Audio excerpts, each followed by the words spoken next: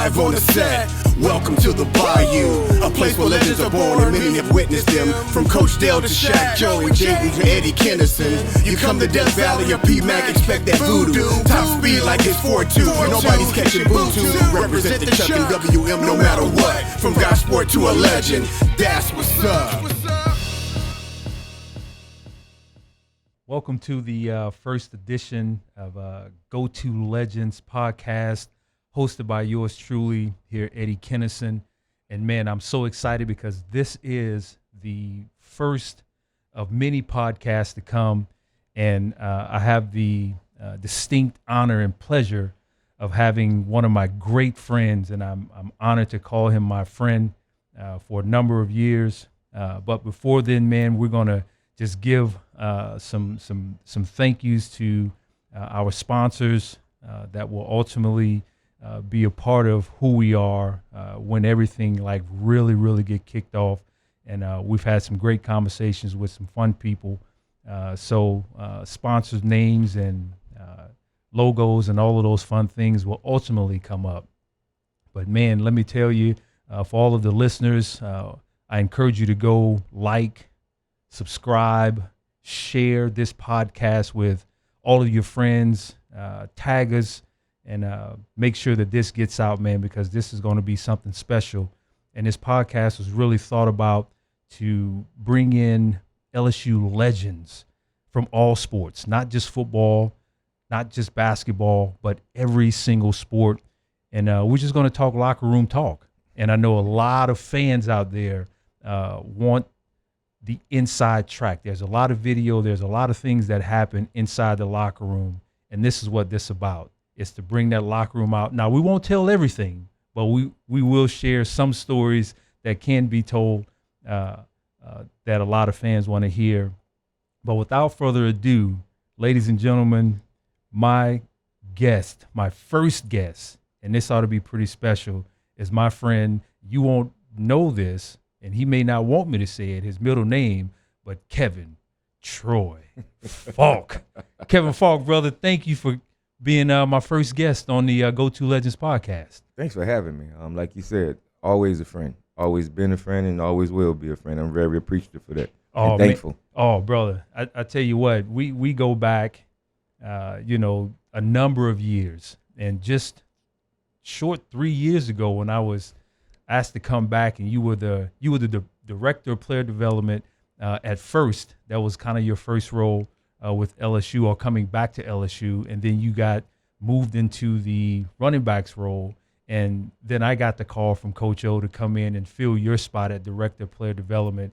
And it's like you and I, we never left. We picked right back up where we left off, man, and our friendship, it has actually even grown more over these last couple years. But man, we will kind of talk through your life of football. From the beginning, the middle, pro football, and then life after football. So, man, Kevin, just bring us back to your first days of playing football, like early stages, 6, 7, 8 years old. If you can remember, how did you find your love of football? First off, I played baseball for like 6, 7 years before I even touched the football field. Mama was too scared. She didn't want me playing football. She didn't want me getting hurt. So That's most mamas, right? Right. It was one of them like, nah, just imagine nowadays.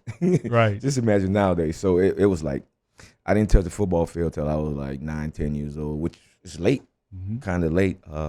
Started playing, really loved the competitiveness of the game. Baseball had started getting a little slow to me. Waiting out in the outfield or waiting on the base for somebody to get a hit. If you got a good pitcher, ain't nobody getting no hits. That's right. And baseball is like watching paint dry, right?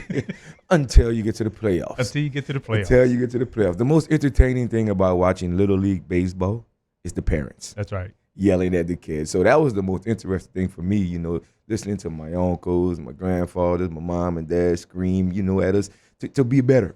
Mm-hmm. And that's kind of who we were as kids growing up, right? We wanted to go out and compete in a lot of things. And I didn't even know you played baseball. So it's one of those deals where I learn something new every day, brother. So you taught me something more about who Kevin Faulk was as a young athlete. So getting into football, like when did you really find your love of football at a young age? It might have came high school, but it started developing through the course of like middle school with my middle school coach, Coach Billy McCauley, who to me kind of like was the, I don't want to say po man version, but the early version of Coach Belichick in my life. As far as paying attention to detail, discipline, understanding certain things in your life and who you are, respect for your elders. When you're playing sports, your coach is probably the person that's gonna discipline you besides your mom and dad. That's right. Or your aunt and uncle, and he was one of those guys. But then I get to high school and it's a different type of coach. He's kind of like my high school football coach is kind of like a Pete Carroll, players coach. Whatever you ask him for, he's gonna bend over backwards to make sure that his players is taken care of. And that's the kind of coach I had then. And when I graduated high school, it's kind of when I knew that I didn't know I was going to play football for as long as I did, but I knew I was going to be a coach at some point when I graduated high school, because for the simple fact of how my coaches from Little League, middle school to high school made me feel. I wanted to make other kids feel that way about me as well, just because of what they've done for me and my teammates and people before me. Bro, and I tell you, having a coach that is like a player's coach, because I had one at Washington Marion High School, and Robert Laverne and Brent Washington. Those guys were played integral and roles in my life, not only as a football player, but growing up as a young man. They were kind of like my father figures outside of the house, like you said. So playing football at Karen Crow High School, take me through some memorable moments, your best memorable moments at Karen Crow High School. Coming out of middle school, I was like, oh, we got to go watch this guy play. Came in my freshman year. I was the backup quarterback. Had a veteran guy. He was a senior, was going to be a senior that year. He won the job. I actually played safety my freshman year. Played free safety. Something else new I just found out. Now, granted, I did not want to hit no one. I wanted the ball. Right. Just the ball. So that year, I set the record in interceptions on the team my freshman year. In the second year, I started at quarterback. We had 2,000-yard rushers, our halfback and our fullback, and I had like 850 yards rushing. We ran a veer option. We won the state championship that year. I was the MVP of the state championship game. That was definitely one of those memorable moments. At the time, very memorable. Not understanding life's bigger picture later on in life, what that day was going to mean to me. You get what I'm saying? Right. So it was one of those things. My junior year is kind of when everything kind of started to come to like, wow, I really have the opportunity to go to college. I really have the opportunity to go to a major, big college. So getting recruited, getting letters from all over the place, talking to all kinds of different people is awesome. Understanding who I am as a person and as an athlete. Senior year comes, and that is still happening. And I think you have an opportunity to know what I'm talking about. When you highly recruited and you're getting talked to by every college coach, it gets tiresome. Them 2 a.m., 3 a.m. phone calls in the morning to try to be the last coach to get in and have you on their mind. It gets tiresome. Yeah. So during the course of the season, I'm like, you know what? I wouldn't mind this season being over with, just getting over with real quick. And we actually did make the playoffs my senior year, which he say, God does everything for you. You don't understand why. That's right. Gave me opportunity to take all 5 of my recruiting visits. I went to Notre Dame, Florida State, Miami, LSU, and Florida. And that's kind of the order I went to them. My Notre Dame visit was, look, I had a great time on the visit. But when I got off the plane, soon as I got off the plane, the feel that I had, and it wasn't because it was cold, it was just a feel that came across. And I told my mom and dad, you know what? We can go home if y'all want to. I don't think I'm coming here. Bro, you know, I had that similar experience because I took one of my visits to Michigan, and it was in December. Right. Bro, when I tell you, when I stepped off the plane and the snow and the wind do like the rain here in Louisiana where it goes sideways, I was like, yeah, I'm not playing here. But I had a great time on the visit. It was like one of the big weekends where all the former big wigs from Notre Dame come in. It was awesome, but it just was that feel. Go to Miami next. Wasn't going to Miami. That was too much fun. I told my mom, I said, you know what? I know that I won't get accomplished what I need to get accomplished by coming to Miami. It's just too much fun here. I know that. Florida State just wasn't feeling it at all. Then the next visit with LSU. Home. You know how. You know where it is, home. But in the back of my mind, I had that feeling that I might have been going to Florida. So we go to Florida. Have a great time on the visit. Awesome time. So we on our way back. And we driving home, not knowing what's going on. And my wife now, who was my girlfriend at the time, she's pregnant. Well, we're driving. And we're wondering why she has to use the bathroom so many times. And we're stopping, we're stopping. Finally, we get home about 9:30, 10 o'clock at night, fall asleep. About 11, she just pops up in pain. Well, make a long story short, come to find out, on our way back from Florida, her water bust. Oh, wow. like in the car. Wow. But she never really said nothing. We kept going to the bathroom. So I have the baby, have our little girl, my oldest daughter, and I held my oldest daughter in my hands, and that was it. It's like, I know I can't go far from home. Wow. Because if I leave and I take my girlfriend and my daughter, I'll be taking them from my mom, my dad, her mom, so it was like, you know what? I'm gonna just make the decision right here. It's home anyway. Wow. And you know, that's a great, Matt, bro, that's a great story. And that will kind of save me a little time because I was gonna ask you later on what your why is. And that kind of gives us a segue because you may have a little bit more in that why. Because I know you've been married to Tish for a number of years and you guys have, a few kids. So it may be more into that. So I'll ask you more that after we finish, with your recruiting and then into your NFL career, finishing up recruiting. How did you ultimately come to the decision after your girlfriend at the time, wife now, have the baby, and how did you make your announcement that you were going to be part of the LSU Tiger family to play football? At a restaurant in Lafayette. Had a relationship with a bunch of people. Being that we in Louisiana, everybody wanted me to come to LSU. Built a relationship with the owner of the restaurant, and they allowed me to have a little press conference there to announce that, I was coming to LSU. Man, it was just a great feeling to have the state behind me, the people from my city, the area, Acadiana area, Lafayette Parish area, and just to understand what it meant. At that time, I really didn't. I'm going to school. I'm going to school right down the street, but didn't know the significance of it. Now you do. You get it. You understand. And it's like, okay. Hey, and as an athlete at the time, I think I was a sophomore at the time when you came in,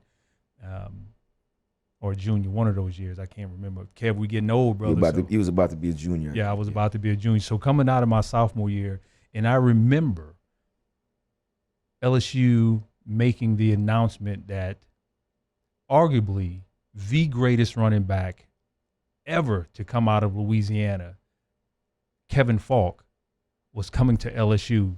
The excitement that we had as your future teammates were excited that you were coming in to be a Tiger because we knew that there was a component that we absolutely needed. and you brought that in. And I say this time and time again, and I've said it over the last few weeks and over this last year, that now knowing who you are and what you brought to the table for LSU, that Kevin Faulk, the number 3, that number should be retired, and that number should be displayed on our field because of the commitment and sacrifice that you made, not only for you and your family, but for LSU Tigers as well. So, brother, I just want to let you know, and I think you know this, but we were doggone excited to have you as well. I really appreciate it. It's crazy you say that, because you don't get it at that time, because you're in it. You're doing what you do. About 5 months ago, maybe a little longer, I met 2 young ladies that were in the band that danced for the Dancing Dolls. And I think they might have been in their sophomore, junior year, and they were contemplating about coming back because the football team was so bad. And it's crazy. You said that. And when I committed to LSU, that's when they made their decision that they was going to come back and dance, just because I made a decision to come to LSU, and that they felt like the football team was going to be better because I came, and I'm looking at them like, wow, really? That didn't even cross my mind as far, right, as a young kid coming wanting to play football. Wow. Yeah, and that year, 1995 was that year, and Jerry Donato had just became head coach, and it was that I remember the name of that football season was Bringing Back the Magic. Back the Magic. I don't know if you remember that or not, Yes, but that was definitely. it, man. And that year was the first time we had been able to go play in a bowl game in, 8 to 10 years. And we go, and because you committed to come to LSU, we make it to the Pull-On Weed Eater Independence Bowl, right? And you were actually MVP of that game. And we beat Michigan, Nick Saban, who just retired from Alabama. Crazy, brother. And how that full circle came about. Right. Now, you could have been the MVP of that game too now. You had a pretty good game too now. It was all right, but you were the doggone star, brother. You were the MVP, and rightfully so. And you became MVP because you are who you are, and you were who you were as a running back. So after the Pull-On Weed Eater Independence Bowl, you guys play in the Independence Bowl your sophomore year against Notre Dame. Junior year. Okay, your junior year, sorry. And I believe we go on and win that game. And take us from that game getting ready for the NFL draft, when you got ready to go for the NFL draft. Well, it was the junior year we played the Independence Bowl again, but my senior year we didn't make it to a bowl game, So the draft process is crazy. I know it all too well. You know it. You're so excited that you have the opportunity to play in the NFL that you're getting pulled everywhere, and you want to do everything, but you also got to understand that I got to go put some work in. That's right. I got to go put some work in. And in the process of that, signing an agent, understanding who that agent is, which was tough because you don't know people like that, right, unless you had a relationship, which was illegal. That's right. Illegal, which they can get away with now with the NIL stuff. Right, that's right. So different. Yeah, totally different. But it was one of those where found an agent, signed with an agent, and now we got to figure out where we going to work out, what facility or what state you going to work out in. And me, I was normally a guy that liked to work out by myself. I didn't really like to go work out with a trainer or nothing. Right. I did it my whole life. So a couple of weeks went out, trained with a couple of guys, but then everything else was here. Baton Rouge, Louisiana, Lafayette, training. That's what I know. That's all I knew. Right. And going into the combine, right before the combine, I caught the flu. About 3-4 days before the combine, I caught the flu, so I couldn't work out at the combine. And that was kind of a question mark. Like, why won't you do that? Like, I never worked out in about a week, so I'm weak. So didn't work out the combine, didn't run, didn't do anything, but came back and worked out here. Did my workout, had a pretty good workout here. Ran a pretty good time. Felt like I was ready. I did good. Felt like I was going late first rounder. Mm-hmm. I had a couple of teams talking to me, namely New England. They had 2 picks in the first round. And right 3 days before the draft, they called and said, hey, look, probably going to take you 1 hour picks in the first round. Mm-hmm. Oh, well, I'm good now. Yeah, I'm ready. I'm relaxed, sitting down. Draft day comes, have a nice little party at my attorney's house. My whole family's there. New England's first pick comes up. They pick offensive lineman, Damian Woody from Boston College. Okay, cool. The setup right here, they're getting offensive lineman for the running back they're going to sign. Well, the next pick came up probably 3 picks later, and they picked Andy Katzenmoyer, linebacker, Ohio State. And it was like, dropped my head, lip fell to the ground. Yeah. And I'm a young kid, not understanding that it's a business. That's right. At that time. So, storm out the house. I go ride 4-wheelers. I'm on a 4-wheeler in the backyard going Good old crazy. country boy, man. That's it. I'm on a 4-wheeler riding 4-wheelers in the backyard, not caring no more. Like, okay, whatever. So they yelling at me, hey, your phone is ringing. Grabbed my phone, called the number back. It was the Atlanta Falcons. I think they lost the Super Bowl that year or something. And when he picked up the phone, hey, this is such and such from the Atlanta Falcons. Just like you did, that's what I did. Atlanta? I'd rather Atlanta than Boston any day. That's right. That's right. So I'm like, okay, yes, sir. Okay. He said, just be wary. You never know what can happen. Mm-hmm. Cool. Atlanta picks. I forget who they pick in that draft. I'm back in the funk. Jump back on the 4-wheeler. I'm going. 45th pick comes up, and just so happened I'm driving back up to the house, and then my phone rings, and it's New England. Man, we're going to take you with the next pick. All right, okay, whatever. Right, because you didn't been lied to for 3 picks. I'm like, okay, whatever. And then, like, first off, what I didn't say was, on my visit, it was like, this is where I might be playing? LSU just put a whole new training room together, redoing the stadium and everything. Mm-hmm. This looks like a high school locker room here. So it's like, I'm not too excited about going, but like we say, God's got different plans. God has different plans, man. So you get second round, 45th pick. 6th pick, 46th pick, and you play 13 years with the Patriots. You go to 5 Super Bowls. 5. And you win 3 Super Bowls. 3. Take us through some of those memorable Super Bowl moments, good, bad, or indifferent. First one, 2001 in the Louisiana Superdome, and we talked about this earlier. Why it's so significant. I was at that game. why it was so significant. The Superdome being so significant to me, because our first Super Bowl that we played in won was in the Superdome. It was I can't even like explain the feeling being able to play at one of the highest level games of football, like the championship in your home state, where you actually play the state championship football game in. It's crazy, man. Wow. So we getting, if you remember, it was the year that 9/11 happened. So there was a week in between. Mm-hmm. You had to go straight to the game. We had to go straight that next week, that Monday, and fly into New Orleans after the AFC Championship game the Saturday. Right. So you didn't have no week. So the Sunday, we in the stadium all day, coach's game planning, and I really didn't play that much in the AFC Championship game because we played the Pittsburgh Steelers, and at that time the Steelers were Blitzburg. Mm-hmm.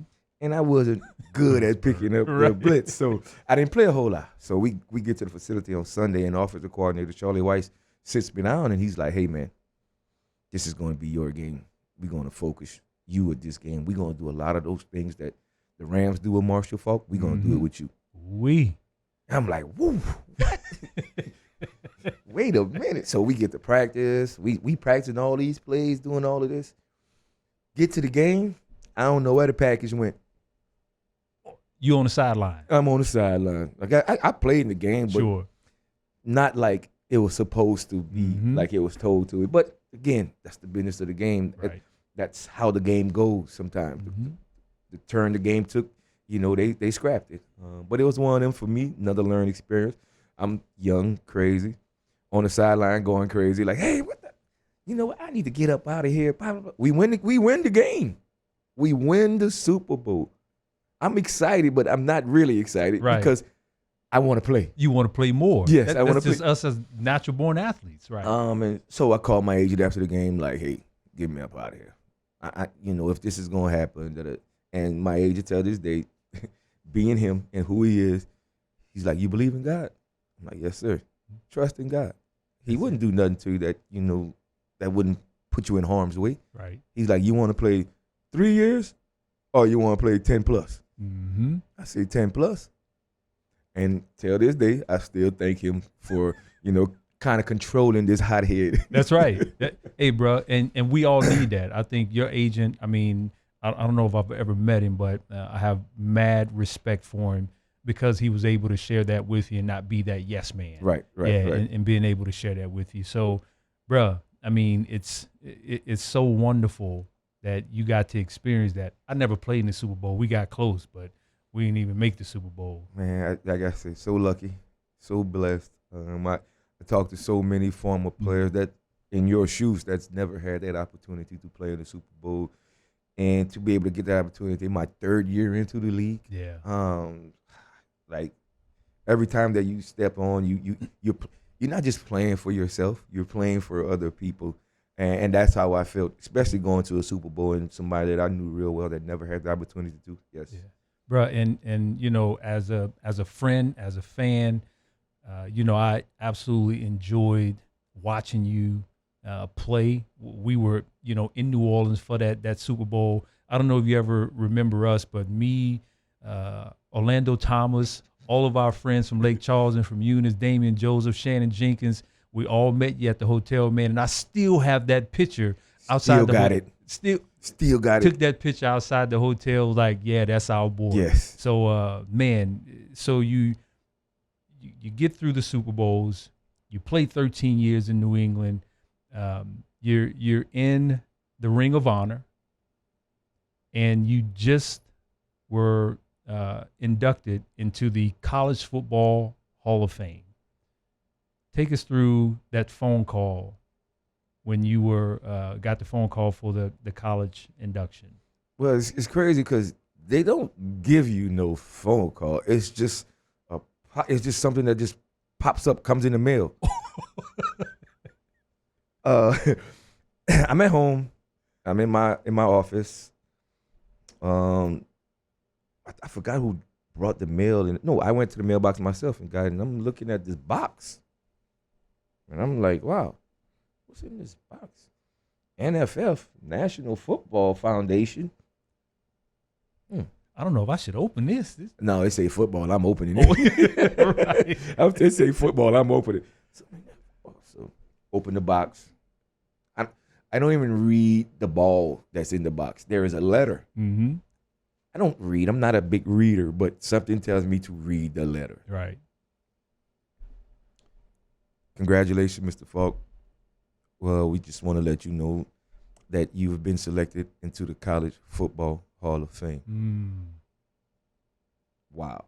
I'm a sensitive person. Mm-hmm. I'm gonna shed a tear or two. I'm sorry. Good thing I was by myself. I was in by myself, and it just was just looking down at that paper, thinking about it, like knowing that there was a possibility that this could happen later on down the line. Not now, but later on down the line, because I walk in Tiger Stadium, and I see all the guys that we have that's in the College Football Hall of Fame, and you think about the time they left school to the time that they actually got inducted, and it's long time after. That's right.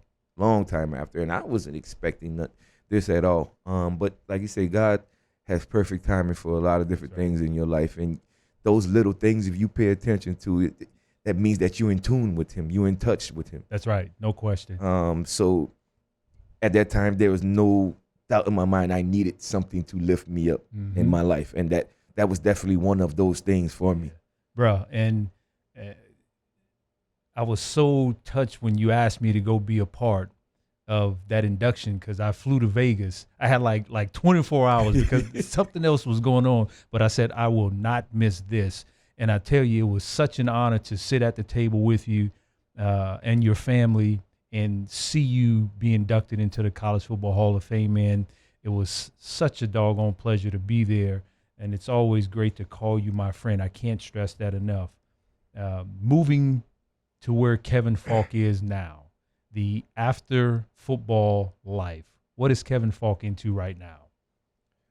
A lot. A lot.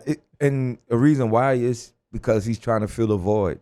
I'm not coaching football. I'm doing a little bit of training football, and that's kind of helping me a whole lot. But just trying to stay involved, trying to stay moving so I don't actually think about that, hey, you know you're not coaching football, huh? Because, you know, we are our biggest critics, our biggest enemy, us. Right. If you listen to yourself, something going on. So I try not to listen to myself too often. Right. That third and fourth voice, right? You have to be able to find that balance, and we have to keep ourselves busy. You know, we played at a level where it was high intensity, it was fun, it was adrenaline rush on even at practice. Right. You know, running out on the field. I mean, we need to find those adrenaline rushes, so we need to keep ourselves busy. For all of our listeners, Kev, like, do you do any social media? How can our listeners and viewers find Kevin Faulk on social media and or maybe patronize one of your businesses that you have either here in Baton Rouge or Karen Crow or something like that? Is there something that or page they can go to find you? I'm a very low-key type person, but Twitter is where you can find me. My Twitter handle is Feezy, FEEZY_K. Right now, I've been gone. I've been like out of playing ball, coaching football. So I've kind of been out of touch. I'm not say out of touch with the fam, but out of touch while I was doing all of this. So right now, what I'm doing with my son is we started a landscaping business last year, me and him, and we cutting grass. We're doing a lot of landscaping. We're doing in Lafayette, and we do have some homes in the Baton Rouge area, as you know. Yeah, because I absolutely patronize your business. Absolutely, right. Yeah. And I really enjoy it. Opportunity to build our relationship back that we had. It was a little rocky road when we came back home at the beginning. If I tell you, when I say coaching your son, it's probably or your kid is one of the most difficult things in the world to do when you're trying to build a team. Right. And they don't understand. Right. So, and we have to be dad. We have to be parents. Right. You know, for us, it has to start at home first. We can't send our kids to someone and say, hey, raise my kid, whether it's a son or a daughter. And I think both you and we get that. It starts at home. Right. And that's a great segue into, I'm going to go back to our beginning stages of why. What's Kevin Faulk's why? Start with an F. Family. That family. I knew it wasn't the other word, Kevin. I knew it wasn't that one. I knew it was family. I don't even think that word come out of your mouth no more. Right. Nah, but the family, most definitely. And it's crazy thing is, my wife can tell you, it's not just my immediate family. Mm-hmm. It's my family. Like, I got friends, my best of friends. Like, one of my best of friends, family. Tam, you know, all Kiva, young ladies. That's our family. Right. You know, that office that we had that we shared for a few years. That's still our family. That's right. Guys that I played with, that's still my family. You know, shout out to my family that just got hired as the New England Patriots head coach. Yeah. Gerard Mayo, you know, awesome deal. So that's my family. And so anytime you see family do well, it brightens your day. That's right. It sends a smile to your face. Yeah, bro. And I couldn't agree with that more. And there's nothing more important than family, whether it's immediate or secondary or whoever the case may be. Man, Kevin, we're going to kind of close with 3 questions that I have for you. Questions. Three questions. It's, just 3 questions, First question, boxers or briefs? You see those questions like that, you got to ask my wife that she don't like boxers. Well, it's not. Well, I get it. I'm answering like she's a part in my brain right now. Oh, and I know she is too. So Yes. Tish, if you're listening, you're always with him. Oh man. All right. So, second question: Would you rather be the general manager of a team, or would you rather be an offensive coordinator of a team? You know how crazy I am. I want to get my hands dirty. I want to be in there. I don't want to be just a general manager overseeing it. I want to be in there. Right. I want to be the guy develop. I want to be stirring in the mix. That's right. That's right. So you'd rather be the offensive coordinator. Right. Yeah. All right. Last question. When you're at home and you and your wife are having conversation, who normally wins the conversation battle? Not an argument, because I don't know if I've ever seen you and Tish have I know we all have disagreements, but at the end of the day, who wins that battle? You was married. Let them win. Yes, dear. Let them win. It took me a long time because, like we talked about earlier, we competitors. We are taught to be competitive in everything we do, and that even includes an argument with your wife. That's right. It took me a long time to realize it ain't worth it. There you go. It ain't worth it at all. It ain't worth it. Well, I tell you what, ladies and gentlemen, for the first podcast, I could not be more honored to have one of my absolute best friends from Karen Crow, Louisiana, my brother, my cousin, Mr. Kevin Troy Faulk. I don't know if you've ever heard anyone say Kevin Troy, but Kevin Faulk. My immediate family? That's yes, what it is. Kevin Troy. Kevin Troy. There you go. So I couldn't thank you enough, ladies and gentlemen, from Geaux2Legends Podcast. We thank Mr. Kevin Faulk. Go like us, go subscribe, go share. Tell everyone about what the Geaux2Legends Podcast is all about. Let them know that we'll be coming to your viewership, to your YouTube, to your Instagram, to your Facebook, to your X, to whatever, to share locker room talk about our legends from LSU. Until next time, folks, we'll see you. Geaux2Legends fans, we ask that you subscribe, like, share, tell everybody who's an LSU fan, your uncle, your mom, your dad, your cousin, sister, everybody. Share this with them, have them do the same, and I promise you, y'all won't regret being a part of the Geaux2Legends podcast.